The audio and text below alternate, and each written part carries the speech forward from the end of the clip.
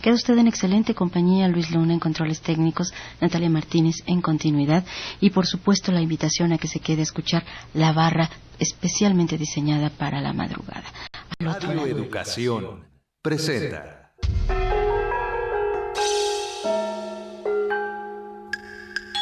Tú, yo, él, ella, ellos, nosotros, nosotras.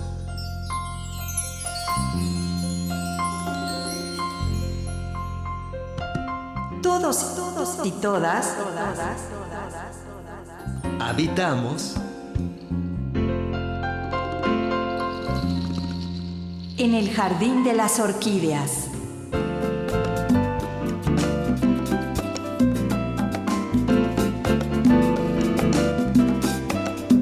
un encuentro con la diversidad sexual.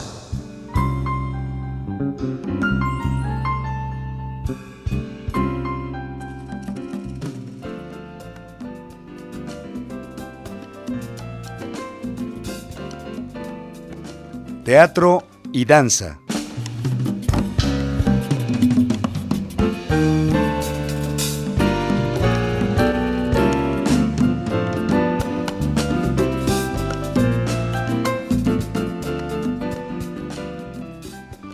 Muy buena noche México y continente americano, buen día al resto del mundo. Los saluda José Ángel Domínguez, quien le da la más cordial bienvenida a esta nueva emisión. La Ciudad de México es la sede de esta transmisión a través del 1060 de su banda de amplitud modulada, y a nombre de todas las personas que conforman el equipo de producción de En el Jardín de las Orquídeas, un encuentro con la diversidad sexual, le invito a que permanezca con nosotros los próximos 60 minutos. Nuestros invitados tienen muchas cosas que decir y seguramente usted va a estar muy entretenido, va a aprender y también va a poder reflexionar. A los internautas que navegan en este momento por la red, les recordamos que nos pueden ver por la plataforma UStream en este momento o escuchar por el sitio www.radioeducacion.edu.mx. También pueden suscribirse a nuestro canal en YouTube, en el Jardín de las Orquídeas, en donde podrán ver todos nuestros programas. Este programa es previamente grabado, pero de todas maneras usted puede comunicarse por varias vías. Nuestra multilínea telefónica es el 4155-1060, una alada sin costo para usted, 01800-080-1060. Heréndira Salazar y Víctor Bárcenas se encuentran en vivo en este momento atendiendo sus comunicados. También pueden enviarnos un correo electrónico a la siguiente dirección: en el jardín de las orquídeas @radioeducacion.edu.mx. Nuestro perfil en Facebook es En el Jardín de las Orquídeas, en Twitter también, por supuesto, en @Orquídeas Radio, y sus comentarios serán atendidos con muchísimo gusto, son nuestra razón de ser radiofónica. Saludamos a los radioescuchas del Instituto Morelense de Radio Televisión, a los que nos escuchan en el estado de Guerrero y en Baja California, a los internautas que nos siguen a través de www.radiomexicanacontemporánea.com en su pestaña Planeta Radio, que retransmiten esta serie. Hoy vamos a platicar sobre teatro y danza, expresiones artísticas que también han dado cuenta de la homosexualidad, por un lado, y muy más recientemente sobre la diversidad sexual. Esta emisión busca ofrecer una mirada amplia sobre la exploración de este tema en el teatro mexicano y en la escena dancística nacional.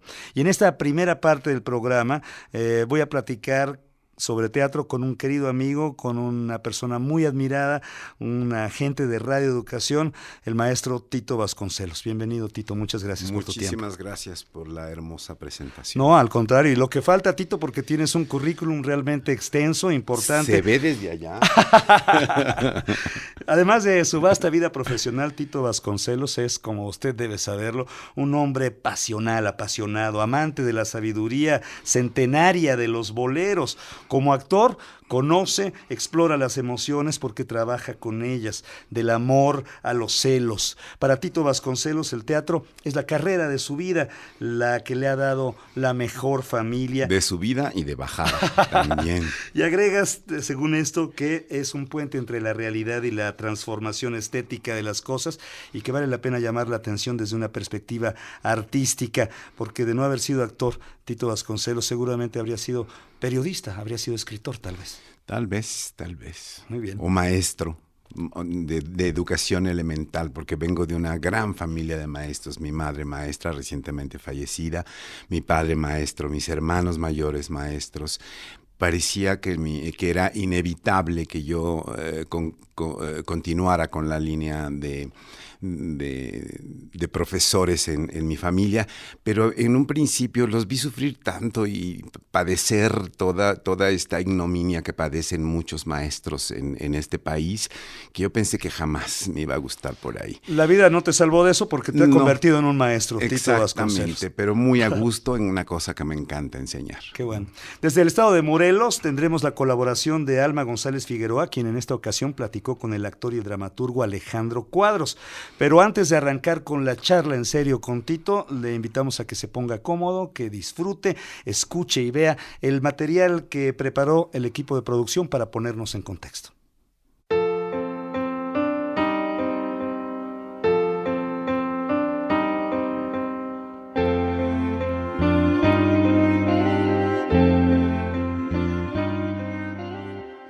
Sin duda, una de las trincheras más efectivas en donde se ha gestado la lucha por la defensa de los derechos de la comunidad de la diversidad sexual en México corresponde al terreno de las artes.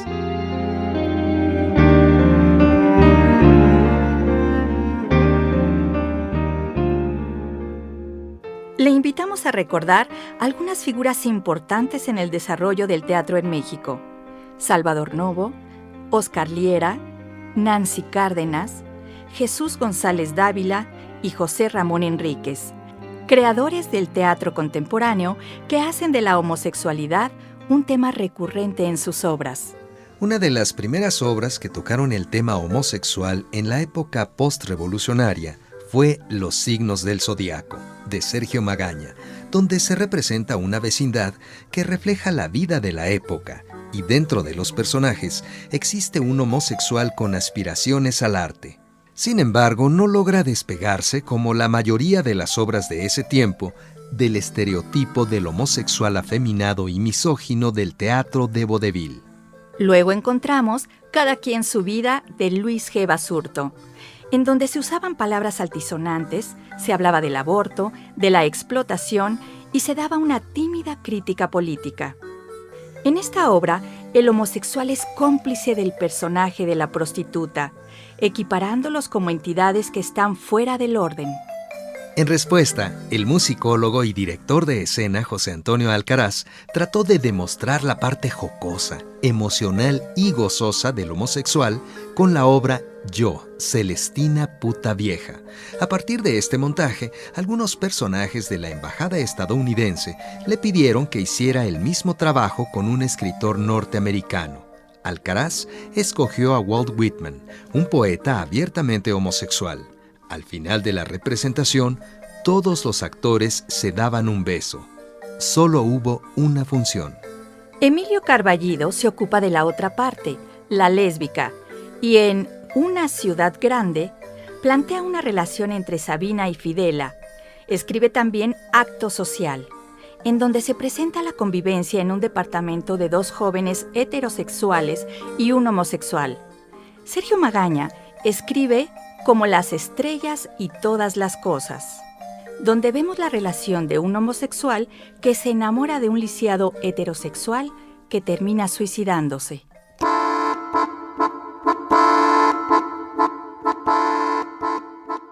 En 1936 surge el Teatro Universitario en la Facultad de Filosofía y Letras de la UNAM, lo cual va a marcar un impulso muy significativo al teatro nacional y por lo tanto a las expresiones de corte homosexual. La universidad juega un papel muy importante en este sentido. Por ejemplo, en la crisis de los 80, la Universidad Autónoma Metropolitana empieza a apoyar a Limba y a la UNAM, e impulsa el movimiento de la nueva dramaturgia, de donde sobresalen Oscar Liera, José Ramón Enríquez, Víctor Hugo Rascón Banda y José Antonio Alcaraz. En el Teatro Arcos Caracol de la UNAM, el mismo Alcaraz escribe y dirige Y sin embargo se mueven, espectáculo musical que reflejaba el orgullo por ser homosexual, con las actuaciones de Carlota Villagrán, Delia Casanova y Tito Vasconcelos, entre otros. Oscar Liera, en 1979, escribe Camaleones, un monólogo lésbico que en cierto momento fue representativo de la fracción lésbica de la comunidad. En 1972 se adapta The Boys in the Band, Los chicos de la banda de Mark Crowley, dirigida por Nancy Cárdenas, quien encabeza la corriente del teatro independiente y a quien se le debe una gran parte del desarrollo del teatro gay en México. A Nancy Cárdenas también se le debe la primera obra puesta en escena que toca el tema del VIH. SIDA, Así es la vida, una adaptación de la obra Así is, de 1988, de William M. Hoffman. En 1981, Hugo Argüelles publica El ritual de la salamandra y Los gallos salvajes en 1986, donde es relacionada la homosexualidad con el incesto, con relaciones tormentosas y con violencia. Para 1982, Jesús González Dávila escribe Pastel de zarzamora, donde René, el personaje principal, confiesa su homosexualidad, lo cual evidencia el conformismo, la frustración, la corrupción política y la represión homosexual. Después escribe Amsterdam Boulevard, que presenta a una pareja homosexual con conflictos, violencia, masoquismo, abuso e hipocresía. Tito Vasconcelos escribe en el 84 Maricosas y luego A otra cosa Maricosas. Esta última fue montada en el Foro Shakespeare, logrando las 200 representaciones.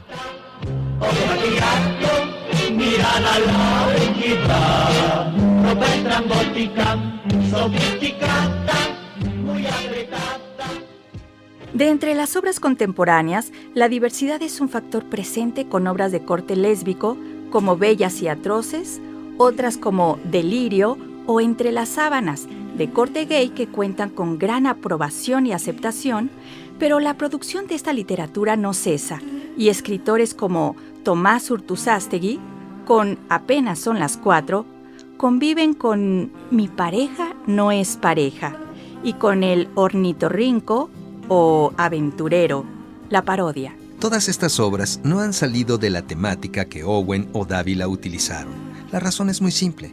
Las condiciones sociales han cambiado, pero las problemáticas son las mismas. La infidelidad, la infelicidad, el sexo, el travesti y el chichifo siguen y seguirán apareciendo en los escenarios gays de nuestro país.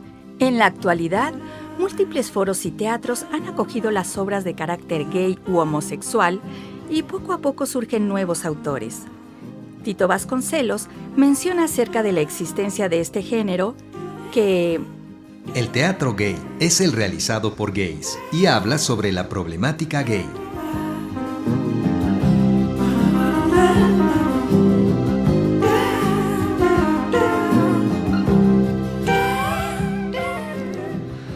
Bueno, pues ya escuchamos esta cápsula que nos ha puesto en contexto y Tito Vasconcelos, que se encuentra con nosotros.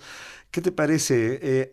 Hay en México toda una historia de teatro con contenidos de la diversidad sexual.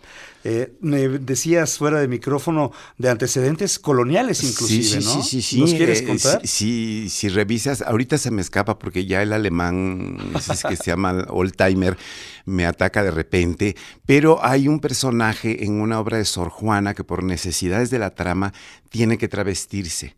Y va poco a poco, mientras se va poniendo toda la cantidad de ropa que se usaba en la época, imagínate, su personaje empieza a tomar un carácter de lo que ahora llamaríamos una loca desmecatada. Uh-huh. Cuando termina finalmente de travestirse, ya es una loca desmecatadísima. Gozosísimo. Gozoso, además muerto de la risa de que se agarren los hombres porque ahí les voy. A ver.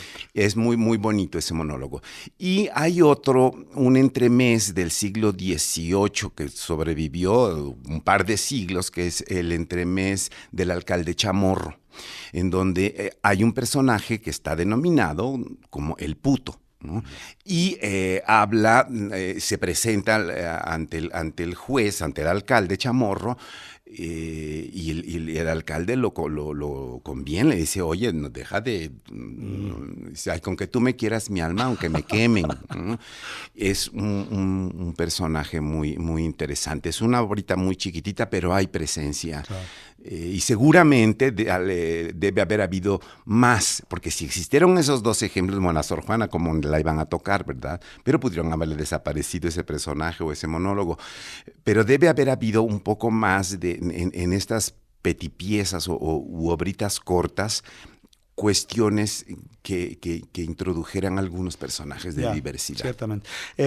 Hablando de estos nombres extraordinarios que conforman la dramaturgia, la actuación, sobre todo la dramaturgia mexicana, y hemos escuchado nombres como Sergio Magaña, como Salvador Novo, como Emilio Carballido y tantos otros que en el teatro mexicano. Y Nancy Cárdenas. Nancy, yo tuve extraordinaria. la oportunidad de trabajar varias veces con Nancy. Ahí quiero ir. Y hay una cosa muy interesante porque en 1980, un poquitito, unos meses antes de que nosotros hiciéramos y sin embargo se mueven con José Antonio Alcaraz, también participé en la puesta en escena de Claudine en la escuela, que dirigió Nancy y que, bueno, abordaba el tema de lesbianas. Las lesbianas están un poco de ladito, ¿no?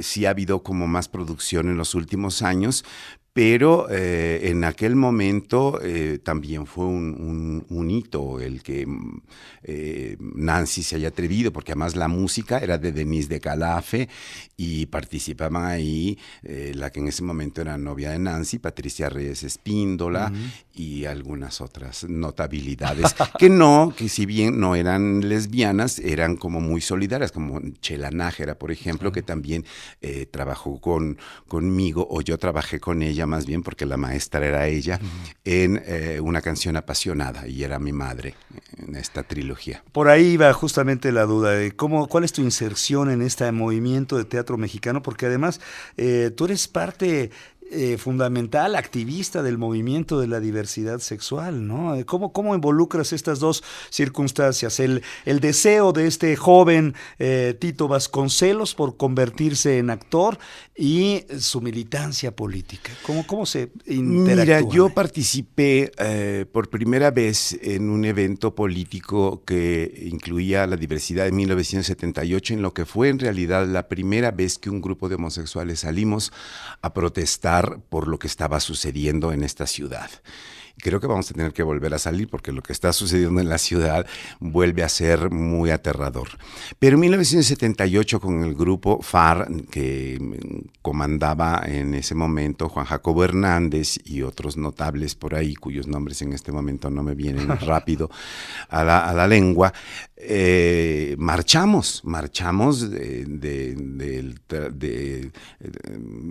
Ángel a Tlatelolco, y fue importante nuestra presencia. Importantísimo, diría yo, valerosísimo y definitoria de lo que es la ciudad ahora. Claro, ¿no? Fíjate, en aquella época marchamos apoyados o cobijados muy asépticamente por partidos de izquierda, porque marchamos entre el Partido Comunista y el Partido Socialista, pero entre el grupo gay y los había como 50 metros para que no los fueran, muy solidarios, pero no vayan a confundirnos con putos, ¿no?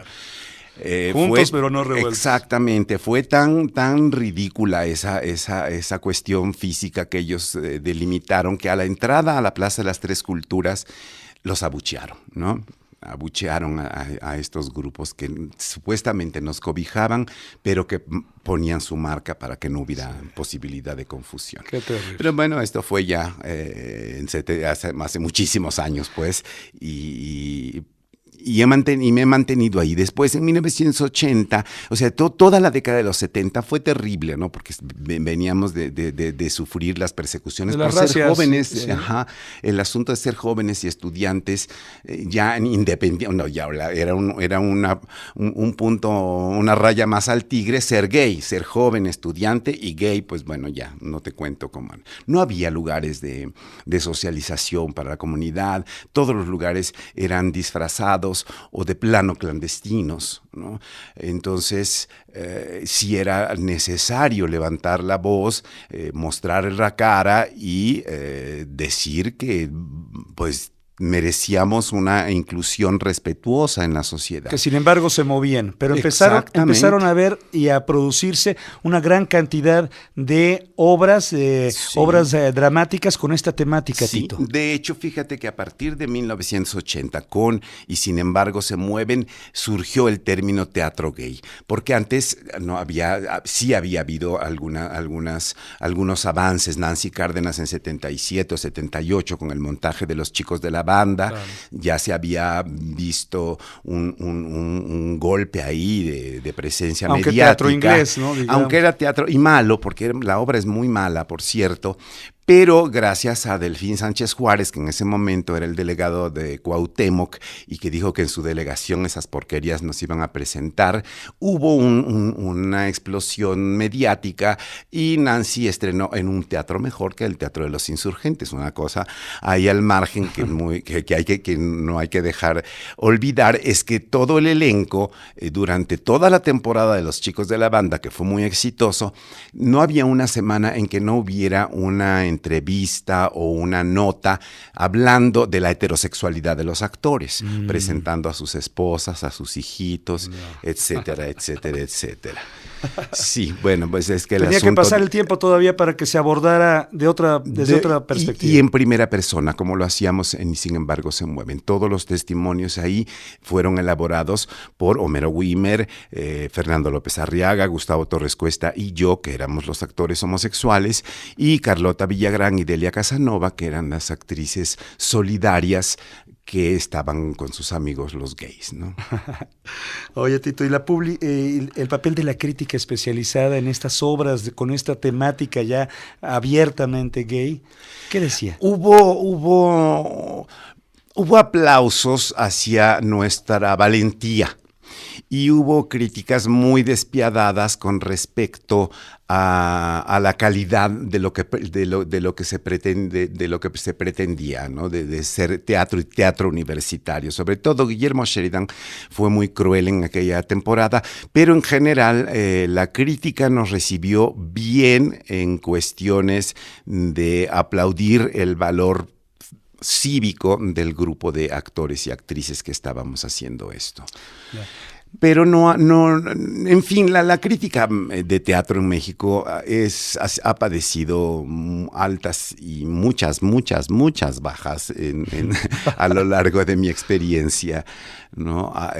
Fíjate, yo he hecho investigación sobre artes escénicas durante toda la colonia y cuando surge todo el asunto de la crítica en el siglo XIX, había gente con más rigor en el siglo XIX y principios del siglo XX, juzgando el producto artístico con bases más académicas y con un sentido más de buscar un teatro nacional, un teatro que pudiera llamarse teatro mexicano, porque bueno, siempre estuvimos con teatro avasallados primero por lo que venía de España y después por algunas corrientes internacionales, ¿no? El grupo de los contemporáneos es importantísimo en el asunto del teatro porque, bueno, un grupo mayoritariamente homosexual también ahí, que trajo dramaturgia francesa y dramaturgia europea de última generación y que, bueno, fueron criticadísimos por eso, putos y además y trayendo unas obras francesas que nadie entendía, ¿no? En fin, sí ha sido difícil, pero había crítica, pues, ¿no? Oye, y Novo y Villaurrutia ejercieron crítica. ¿En qué parte de tu vida, Tito Vasconcelos, no has encontrado y allanado dificultades? Como creador del concepto cabaretito, que de repente tuvo un boom y que hizo escuela en este país, ¿no? Sí. ¿Qué es lo que más te satisface? Y también cuéntanos qué dificultades has encontrado para llevarlo a cabo. Yo sé que hay dificultades hasta en este momento, ¿no? Sí, mira, uno de los logros y de los orgullos es que lo que para muchos podría ser una marca de infamia o para nuestra competencia comercial, ¿no? Las jotitas bailarinas del cabaretito, yo amo a mi clientela, de veras. Tenemos lo que podríamos denominar una generación cabaretito chavos que apenas estaban rayando, habían superado la barrera de los 18 años y podían ir a un sitio de reunión, porque además apostamos por ese público. Ahora ya tienen 30 y cúbole de años, ¿no? Porque tenemos 15 años en el mercado con la marca y siguen siendo fieles a Cabaretito. Fue el primer lugar que les abrió, que los recibió y que no los hostigó y discriminó, y discriminó por su finura en expresarse, en fin, por todas estas cosas arquetípicas que tiene o con lo cual se pretende etiquetar a toda la comunidad homosexual de todos los países, ¿no? Siempre las figuras estridentes son utilizadas para ridiculizarnos, para decir es que todos los jotos son iguales, ¿no? Liosos, escandalosos, todos se pintan, todos se visten. En fin, no hay ciertos arquetipos que la gente quisiera que se mantuvieran para poder reconocernos a distancia, pero pues como lo dijo Álvaro Azar en otro programa de ustedes, Lázaro Azar, estamos en todas partes, ¿no? Y hay senadores y senadoras y diputados y diputadas y asambleístas y secretarios y boleros y de todo.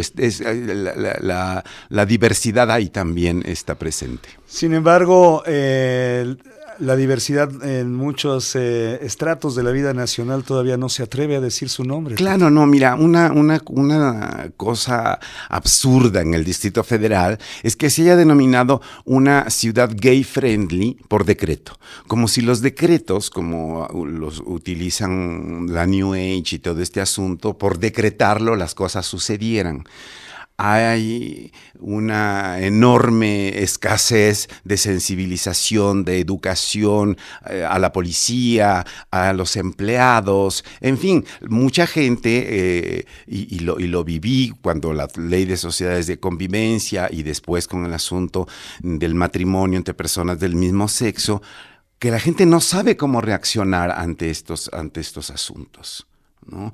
Ha habido muy poca gente, curiosamente, en las delegaciones panistas, créelo o no, de Ripley, fueron los lugares en donde mejor había sido entendido el asunto y pusieron unos espacios adecuados, dignos, para que la gente pudiera ir a registrarse. Pues sí, es de Ripley, ¿eh? Absolutamente, ¿no? Entonces hace falta muchísima educación, porque la ciudad y el país, no, porque ahora acaba de aparecer una campaña federal sobre las bondades de la inclusión y de la diversidad. Otra cosa de Ripley, que además se sabe muy poco, fue que durante el sexenio de Fox, a nivel exterior, se promocionó la Ciudad de México y la Marcha Gay de México como una de las más festivas y más divertidas de América. Pero eso no lo supimos aquí. Yo lo supe por revistas de mis amigos. Me dijeron, oigan, están ustedes verdaderamente en jauja. ¿Cómo gobierna el PAN y la Secretaría de Turismo está promoviendo su marcha? Yo dije, ¿de qué hablas, Willis? Me mandaron ahí y sí. Oye, Tito, sabemos que es muy difícil hacer teatro en México, pero esta dificultad aumenta con montajes que abordan una temática de la diversidad sexual y específicamente el hecho del cabaret por ser nocturno, por ser incluyente y demás. Y porque es rápido de hacer y porque es inmediato y porque no tienes toda la carga y todo el horror de inversión económica que tienes que hacer para levantar un proyecto de teatro. El teatro cabaret a mí es lo de hoy para mí. Además, el tipo de cabaret que se está realizando en la Ciudad de México es una cosa única en toda América. Esto viene de los años 60, a través de una iniciativa de Juan Ibáñez, de Monsiváis y de Carlos Trullet, believe it or not, de modificar un poco la noche, porque cuando la gente en México piensa cabaret, todas son señoras generosas de nalgas y de tetas, con Pluma y Lentejuela, y sí, y todo el cine de los 40, del cine de rumberas, que es encantador y maravilloso, y qué bueno que se hizo, pero la impronta es esa. Todo el mundo cree que el cabaret es eso. Y el cabaret, en realidad, pues en un principio el cabaret era un lugar nomás para beber, y de repente pues había una banda de música y la gente bailaba, y en el cabaret aterrizaron muchas de las cosas que eran inclasificables para presentarse en un teatro decente. Se decían muchos chistes, estos Sí, sketches, ¿no? Pero no solamente eso, artistas de las varietés, como bailarines de un solo pie, entrenadores de perros, de gatos, de pericos, actos de sombras, travestismo, magia, prestidigitación. Todo esto no era posible tenerlo cotidianamente en el teatro tradicional, entonces aterrizó en la noche parisina, ¿no? El cabaret es de origen francés del siglo XIX, como el último tercio del siglo XIX, pero y fue una gran necesidad de encontrarse los disidentes, los marginados, y es maravilloso. Yo cuando encontré y descubrí el cabaret que estaba haciendo Juan Ibáñez, que yo lo descubrí a finales de los 70s, dije, de aquí soy y de aquí no me voy. En 1978 empecé a hacer cabaret, también en el mismo año que marché, y empezó mi vida política como activista. 78 es un año importantísimo para mí.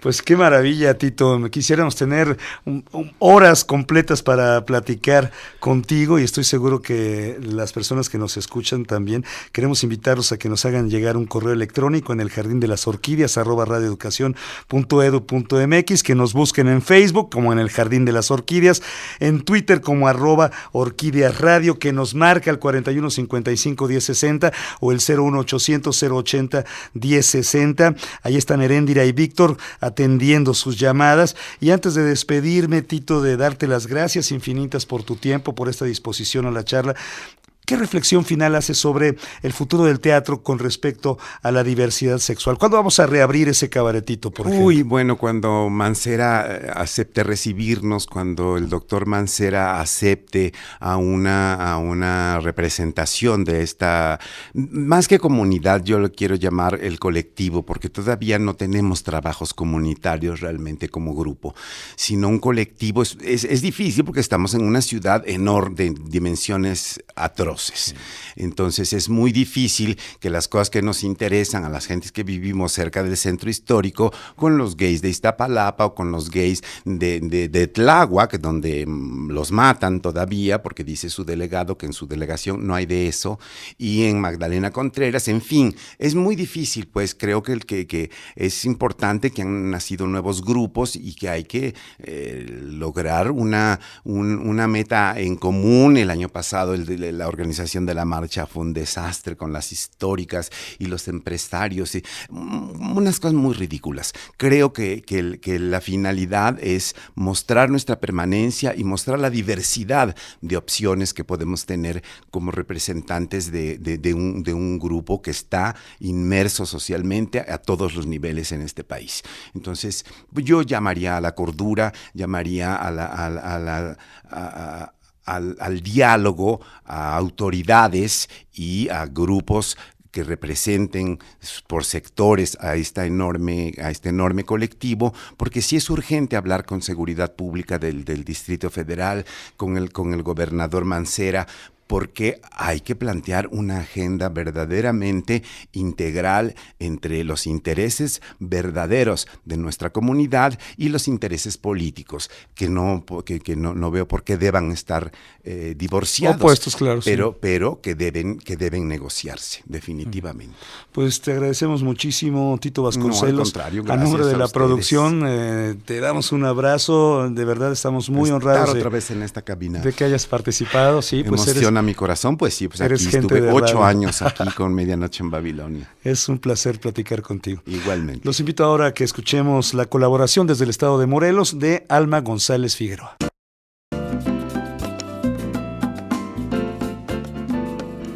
Bienvenidas, bienvenidos. Nos encontramos en el Jardín Borda, en el centro histórico de la ciudad de Cuernavaca. Esta fue casa de Maximiliano de Augsburgo. El tema de hoy es danza y teatro, pero nos vamos a enfocar únicamente en el teatro. Y para eso nos encontramos con Alejandro Cuadros, una persona experta en el tema de teatro. Alex, muy bienvenido, muchas gracias. Gracias a ti, Almita, por invitarme, gracias. Alex, pues como hemos platicado, pues el teatro es una expresión universal, pero tu trabajo está inserto en la diversidad sexual. ¿Estás de acuerdo? Sí, el teatro es ver al hombre reflejando al hombre, el teatro es la palabra viva.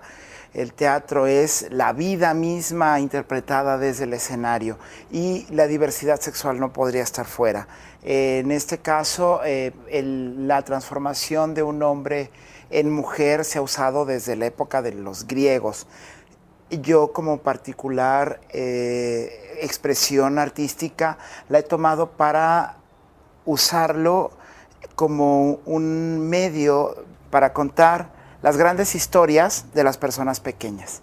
Eso, en ese sentido, tomo la diversidad y la transformación, transformando los personajes que interpreto en el teatro, transformándome siempre en una mujer para poder presentarlo. En este caso, bueno, está aprovechando las fiestas patrias, estamos hablando de la independencia con este personaje que es doña Concepción Hernández de Villatoro, doña Conchita para los amigos, una mujer nacida en los 1800 que coincidentemente se encuentra en plena lucha de independencia sin ni siquiera ella estar preparada para nada.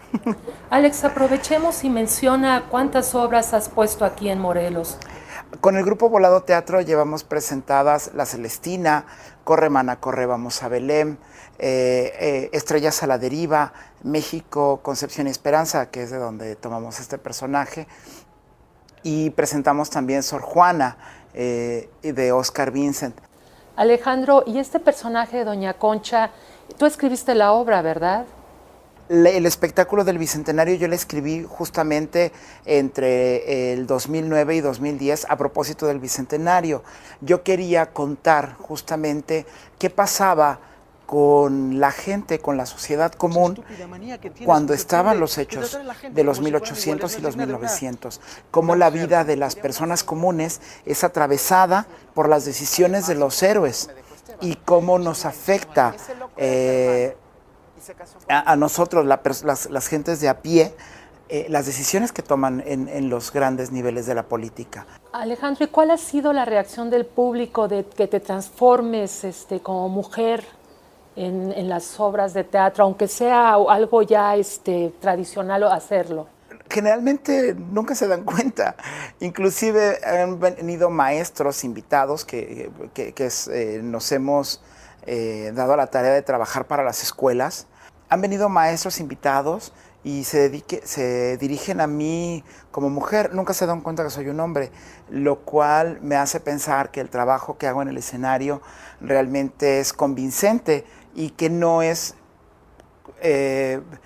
la parodia de una mujer, sino que realmente es una transformación interna y externa de masculino a femenino. La reacción del público es muy agradable, la gente se preocupa más por la historia, por los hechos, que realmente por pensar que estoy haciendo un cambio físico de género. Alex, pues muchas gracias por habernos ofrecido este tiempo valioso. De nada, al contrario, gracias a ti por invitarme. Gracias a ustedes. Y agradecemos muchísimo al Jardín Borda que nos haya permitido estar en sus instalaciones.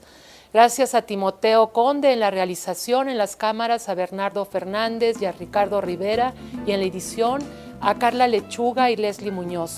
Se despide de ustedes Alma González Figueroa. Hasta la próxima semana.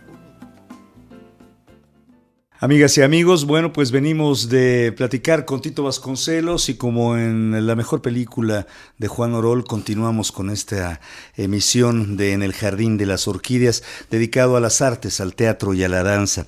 Y antes de dar paso a la segunda parte de este programa, en donde vamos a hablar en torno a la danza, los invito a escuchar y a ver el material que preparó el equipo de producción. Adelante.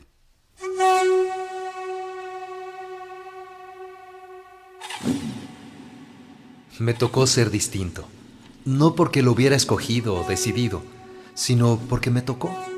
Y al tocarme ser distinto, tal vez me tocó ser artista. Me tocó ser marica. Me tocó ser como soy. Y no me arrepiento. Luis Caballero.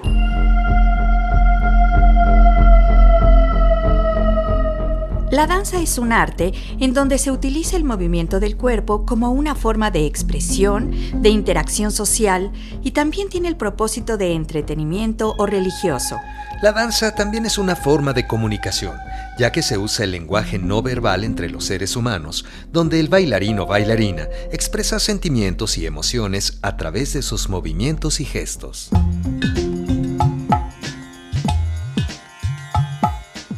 En junio de 1996, José Rivera Moya fundó la compañía de danza gay La Cebra. Polémicas, aplausos y teatros a reventar han caracterizado desde el inicio de esta agrupación, cuyo principal objetivo es llevar a escena la vida y cultura gay en todas sus facetas.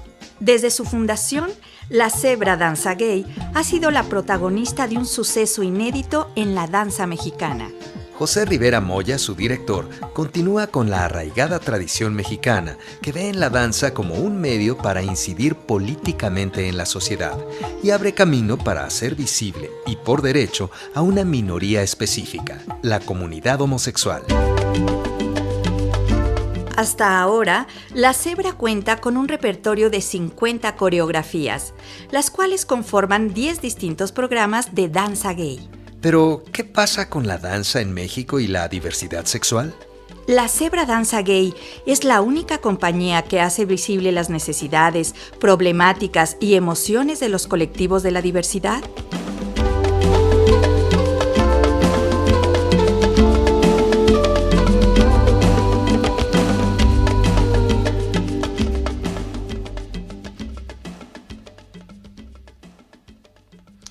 Amigas y amigos, este programa es un programa previamente grabado, pero le digo que usted puede comunicarse por varias vías.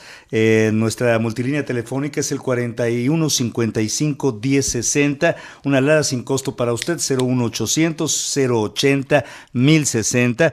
Heréndira Salazar y Víctor Bárcenas, entrañables compañeros de la Radio Educación, se encuentran en este momento contestando sus llamadas. También nos puedes enviar un correo electrónico a eneljardinelasOrquídeas@radioeducacion.edu.mx o visitar nuestro perfil en Facebook. Ahí nos encuentras como En el Jardín de las Orquídeas y en Twitter como @orquídeasradios, radio en singular, perdón. Sus comentarios van a ser atendidos con muchísimo gusto, por supuesto. Y ya está con nosotros el maestro Raúl Parrao, a quien le doy la más cordial bienvenida. Gracias, Raúl, por tu tiempo. Eres muy amable en acompañarnos. Bien, muchas gracias. Vamos a hablar brevemente en torno a tu trayectoria para que la gente que no te conoce sepa quién es el maestro Parrao.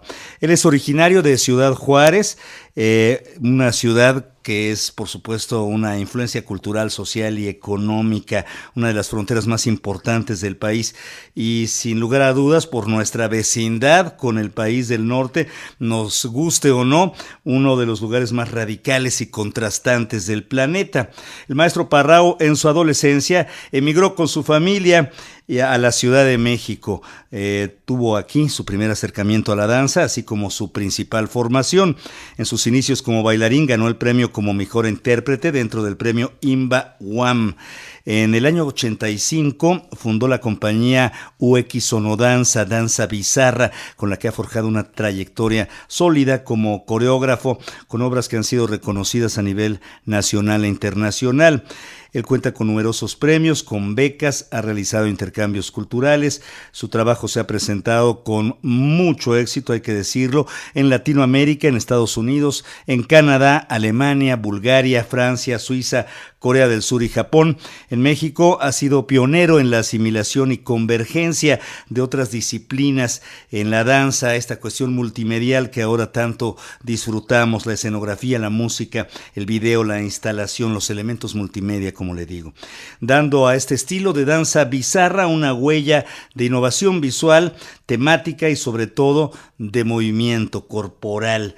A lo largo de su trayectoria como director, él ha sembrado esta cuestión dancística y artística en coreógrafos, en artistas escénicos que actualmente dirigen o sus propios proyectos o compañías con estilos ya muy definidos. Del 2011 a la fecha, Raúl Parrao ocupa ocupa el cargo de director del Centro de Producción de Danza Contemporánea, que depende del Instituto Nacional de Bellas Artes, cargo con el que, dice aquí, busca posicionar a este centro como un espacio de creación, de experimentación, de intercambio y difusión de la danza contemporánea en México. Apenas una breve semblanza de toda tu trayectoria, maestro. Muchas gracias otra vez. Gracias, Leonor. Cuéntanos así de viva voce, pues, ¿cómo es que incursionas en la danza, siendo como eres o eras en aquel entonces un jovencito que venía de Ciudad Juárez y que llega a la metrópoli, a la capital de la República Mexicana? ¿Y qué sucede ahí en el alma, en las ganas de Raúl Parrao? Rápidamente, un amigo y yo, la forma de entretenernos, de jugar, era estar haciendo mímica. Y en nuestros tiempos de encuentro era estarnos moviendo y comunicando con la expresión corporal, con la mímica. Entonces, en algún momento, este amigo encontró un taller en Coyoacán con una maestra de Bélgica, Catherine de Stark, y se inscribió. Semanas después me invitó. Y ahí fue el primer contacto con el cuerpo, con la expresión corporal, con el lenguaje del movimiento, el lenguaje expresivo a través de nuestro cuerpo. Y de ahí nació ya el interés de buscar algo serio. ¿Cuántos años tenías, Raúl? Estaría tocando los 20 años, 18, 19 años. Y buscando algo serio me fui a los talleres de la UNAM, de la maestra Gloria Contreras. Luego descubro que había en ese entonces Centro de Superación Coreográfica, las siglas son CESUCO, que estaban ubicados en lo que ahora es la Olin Yolistli, que es Olin es movimiento. A los pocos meses cerró por cambio de sexenio ese proyecto de danza. Y me fui a Estados Unidos, estuve alrededor de un año en Los Ángeles buscando ya la parte de danzas.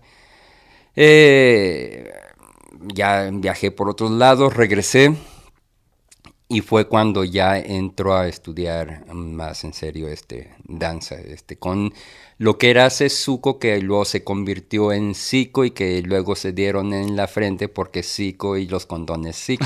Todavía no existía el nombre de CICO en ese momento, es Centro como de marca Investigación. Comercial. Exacto, era Centro de Investigación Coreográfica.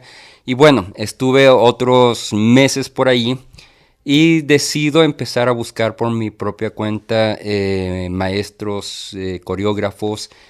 Y me encuentro con Laura Rocha, que ahora dirige Barro Rojo, Cecilia Appleton, que ahora dirige Contradanza. Me invitan, eran mis maestras, me invitan a este proyecto de Contradanza y ahí empiezo profesionalmente. Claro. Y tuve la suerte de trabajar con bailarinas ya muy profesionales. Fue mi escuela, en realidad. Ahí.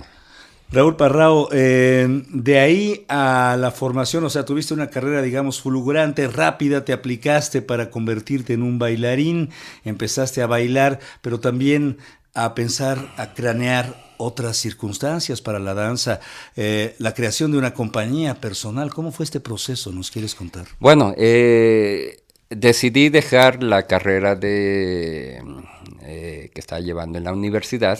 ¿Qué estudiabas? Nada que ver con la danza. No, dinos ya. Y, no. Claro, es el aspecto secreto. Es el closet del maestro Parrao. Y decidí dedicarme por completo a la danza, a buscar ser oyente, un poco por mi cuenta.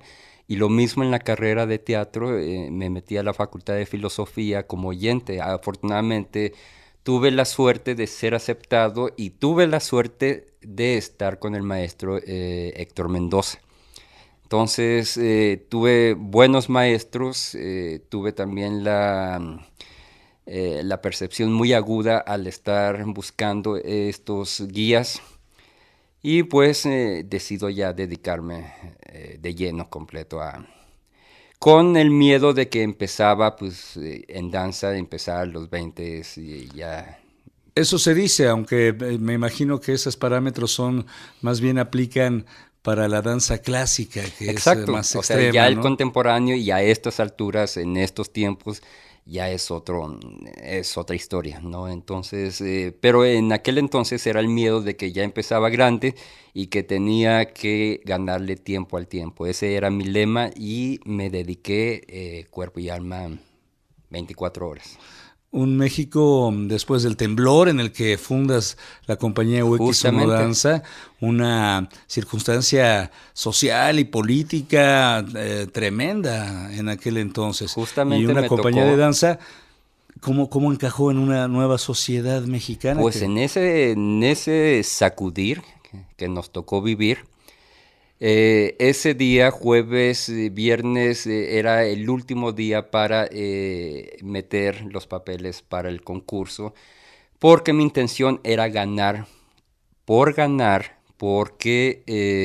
necesitaba crear el grupo. No me interesaba meterme a otra compañía o a otros grupos, sino entablar un grupo donde exponer mis ideas. Y me concentré al 100%. Y bueno, afortunadamente se dio una prórroga por ese evento tan tremendo. A la siguiente semana metí mis papeles, me tocó caminar por Medellín. Sí, Medellín. Y me tocó ver los edificios despedazados. Tremendos, o sea, parecía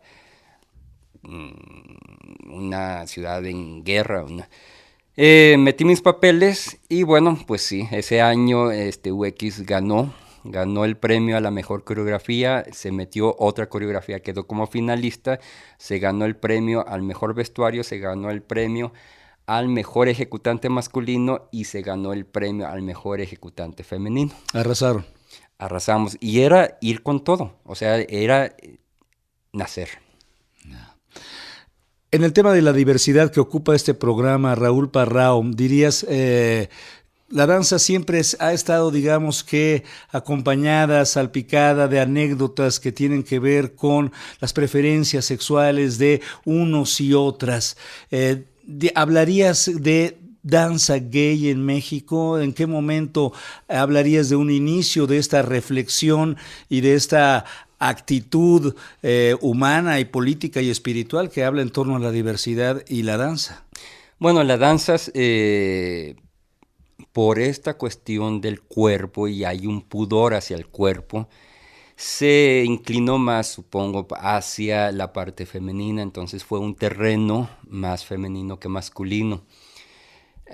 Aquellos que nos dedicábamos éramos señalados, ya sea si tu preferencia era gay o no, tremendo a los que no, que lo guardaban muy secretamente.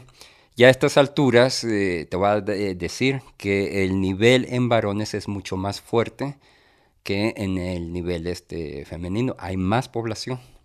Ahora o sea, dices, hay más jóvenes, hay más varones que están intentando ser bailarines en México. Que son bailarines. Que son bailarines. De hecho, acabamos de audicionar nosotros y el nivel del varón era muy fuerte.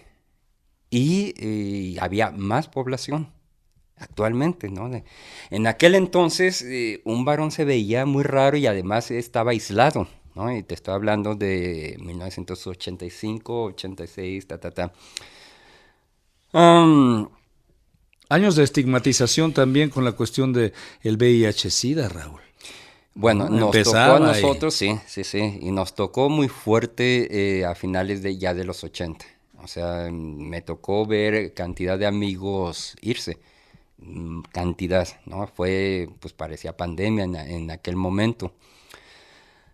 Y sobre el tema, pues ya el maestro Raúl Flores Canelo, que dirigía el Ballet Independiente, y él falleció alrededor de 1992, pero él ya había tocado el tema con canciones de Juan Gabriel y no solo en una coreografía, sino había varias coreografías ahí que que era parte de su temática, como otras tantas, ¿no? O sea, y él no siendo, o sea, él casado con hijos y ta.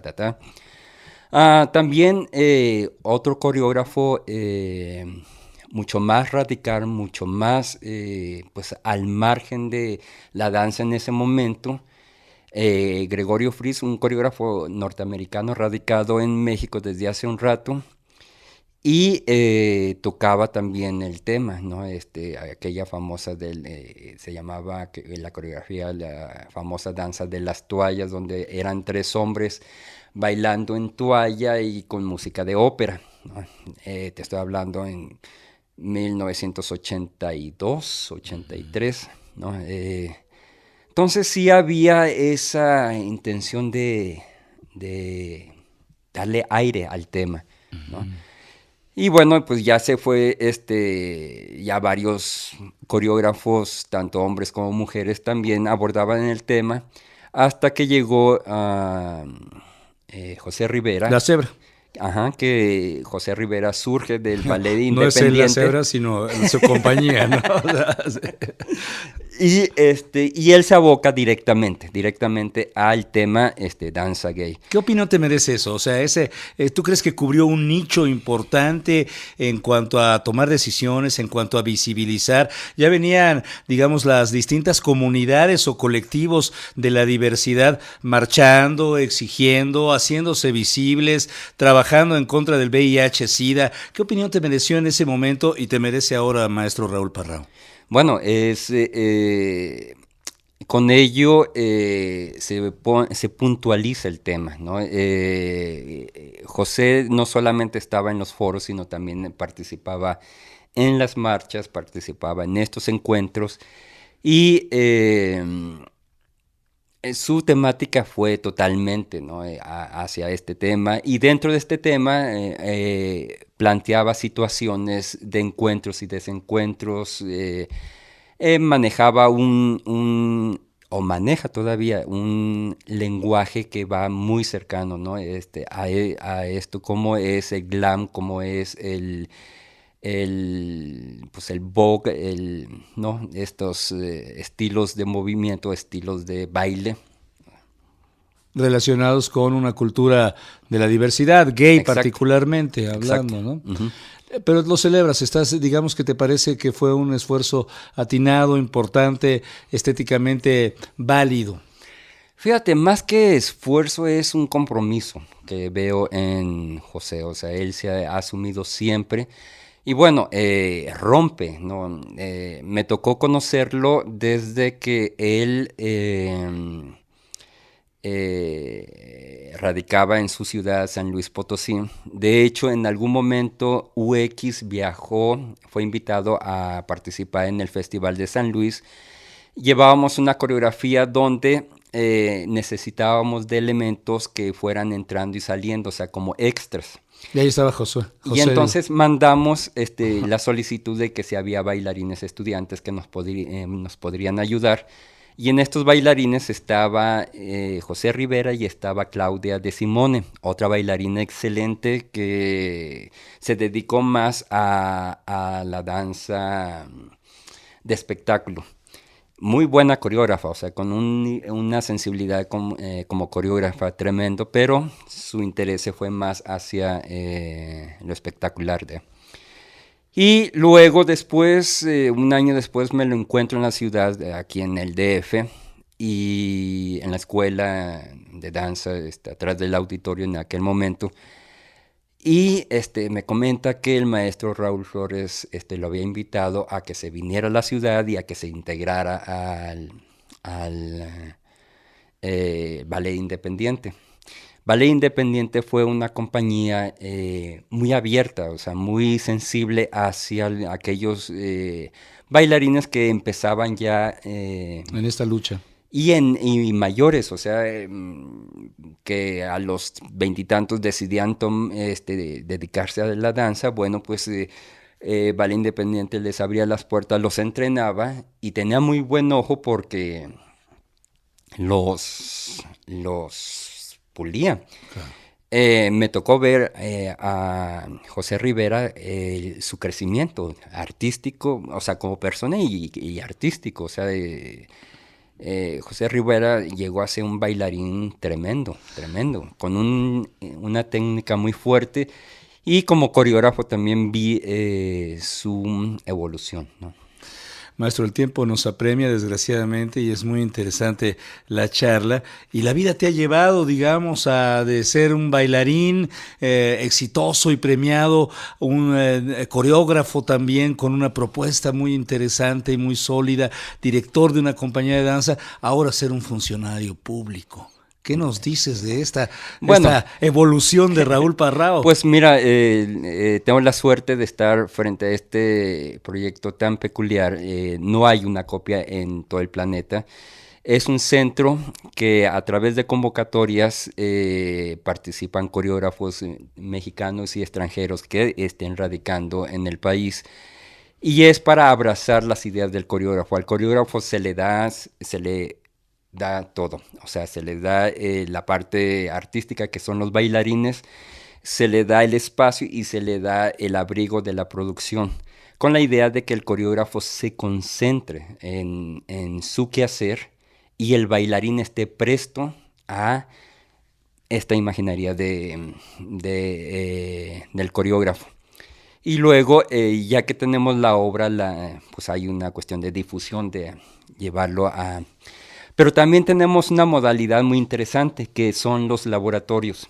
Y esto es, el coreógrafo decide explorar, meterse en un laboratorio para estar experimentando. Y lo importante es justamente este proceso creativo, no tanto el resultado. Ya, este taller, digamos, esta clínica. Donde él busque, se tropiece, encuentre. Tú sabes que los grandes encuentros han salido por... azar muchas veces, decía, ¿no? El gran Picasso, yo no busco, yo encuentro. Uh-huh. Entonces es esta cuestión de experimentación de laboratorio, y eso es lo que se le ofrece a los coreógrafos y si les interesa esta modalidad, ¿no?, de laboratorio. Está funcionando bien el Centro de Producción de Danza Contemporánea, Raúl. Acabamos de cumplir 2 años, acabamos de cerrar la tercera convocatoria, llevamos alrededor de una 20 de producciones, tanto con coreógrafos mexicanos como extranjeros. También acabamos de audicionar para conformar el segundo elenco de bailarines. Cada 2 años estaremos haciendo audiciones. Muy bien. ¿Algún lugar en donde la gente pueda ver, buscar información o ver inclusive alguna de las danzas de lo que están haciendo ahí en este novísimo centro de producción? Son las siglas ceprodac.com, que es Centro de Producción de Danza Contemporánea, CEPRODAC, que suena como pastilla contra la halitosis, pero bueno, muy bien. Pues sí, te agradecemos muchísimo, maestro Raúl Parrao, el habernos concedido unos minutos de tu tiempo para platicar en esta serie En el Jardín de las Orquídeas. No, muchas gracias a ustedes. Un verdadero placer. Nos despedimos de usted, amigo, amiga, donde quiera que se encuentre, que nos escuche, nos vea. No olvide que la próxima semana tenemos una cita aquí con el tema que vamos a analizar junto con nuestros invitados, es VIH-Sida, organizaciones no gubernamentales y sector salud, un tema crucial en este espacio. No se lo pierdan. Continúen conectado a este programa a través de las redes sociales, a través del correo electrónico en el Jardín de las Orquídeas @radioeducacion.edu.mx, en Facebook en el Jardín de las Orquídeas, en Twitter @Orquídeas Radio. Ahí nos puedes hacer llegar tus comentarios. Te invito a que escuches el cierre de este programa, que permanezcas en la programación de Al Otro Lado del Día de Radio Educación. Muy buenas noches, México y todo el continente americano. Muy buen día al resto del mundo.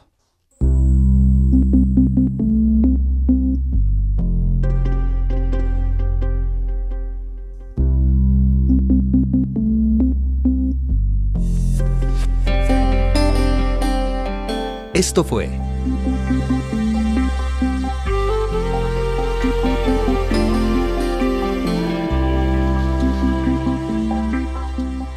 En el Jardín de las Orquídeas. un encuentro con la diversidad sexual.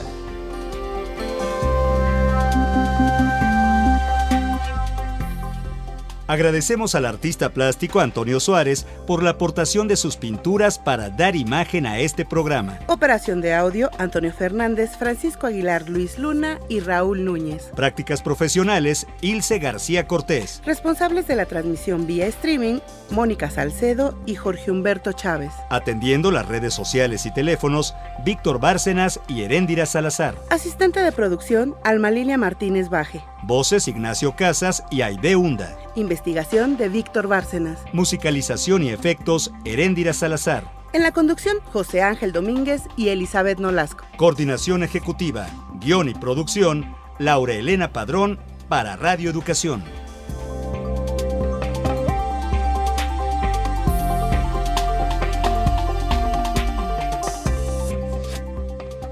Somos las amantes que vivimos vidas separadas de la canción. Personajes de Woody Allen invadiendo una película de la otra.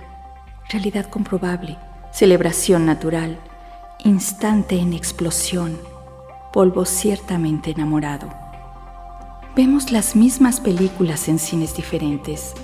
Leemos los mismos textos en camas muy distantes. Pero cuando brotas de mis brazos, azorado botón de rosa, todo fluye. Nunca nos hemos separado. Desde ese día te he visto reír, sonreír, eyacular, sufrir, cambiar, ir hacia adentro de ti misma como quien labra tierras, llorar sin lágrimas, estremecerte fiera. Desde ese día eres mi espectáculo favorito. Cuaderno del Nuevo Amor 5, fragmento, de Nancy Cárdenas.